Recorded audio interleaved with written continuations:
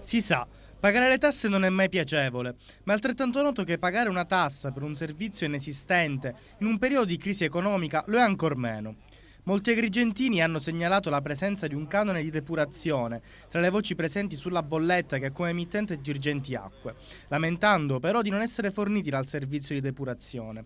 Paradosso nella città dei paradossi, pagare una tassa sulla depurazione mentre ancora si discute il dove e il quando costruire un nuovo e più efficiente depuratore. Ad onor del vero, alcune zone della città godono della depurazione, però, non essendoci ancora una mappatura ufficiale dei quartieri in cui vi è copertura del servizio di depurazione, molte zone di Agrigento, nella quale latita il servizio in questione, pagano ugualmente il canone della discordia. Ci siamo recati nella sede di Girgenti Acque per chiedere alla gente in coda per pagare la tassa sul servizio idrico cosa pensi riguardo a questa famigerata voce presente sulla bolletta.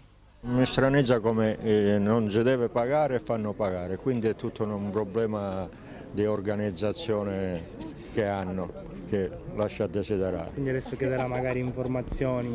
Certo, perché se non si deve pagare, perché viene messo nelle bollette? Si parla anche di un aumento in vista del 2013.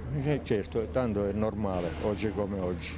È una cosa sbagliatissima, proprio troppo sbagliata, anche le fasce sono sbagliate, perché uno che non è residente non può pagare l'acqua a 2,50 € al litro e uno che è residente a 0,44, cioè la differenza è troppa, già c'è una quota che loro fanno pagare di 123 euro a non residente, è una cosa sbagliatissima.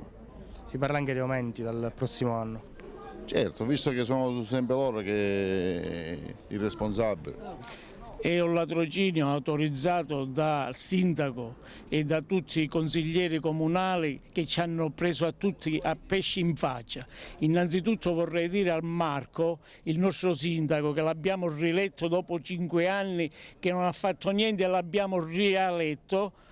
Scusami se magari sbaglio a parlare perché io non sono colto come loro, però dico la cosa che il signor sindaco non si sta interessando per quelli che l'hanno votato e ci hanno dato la fiducia per la seconda volta e quindi lui dovrebbe intervenire su Girgenti Acque di portare le bollette al prezzo giusto.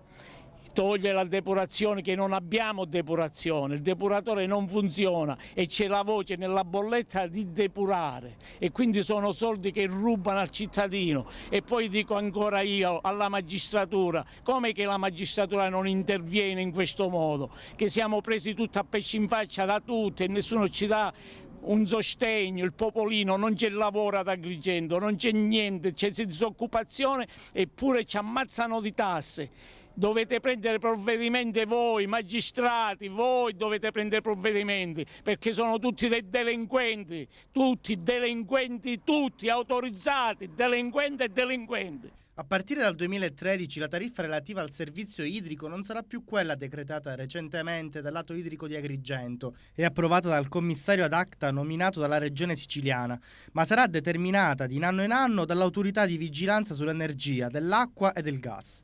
L'autorità di vigilanza, come stabilito dalla recente norma emessa dal governo Monti, si sostituirà ai precedenti organi di controllo e nel corso dell'anno chiederà agli enti gestori, siano essi privati o pubbliche amministrazioni, i dati relativi al servizio, consumi, costi e tariffe.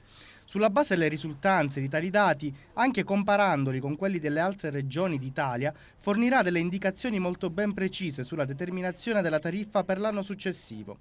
Lato idrico, ricevuta la tariffa entro il 31 dicembre, avrà poi 90 giorni di tempo per recepirla e renderla operativa.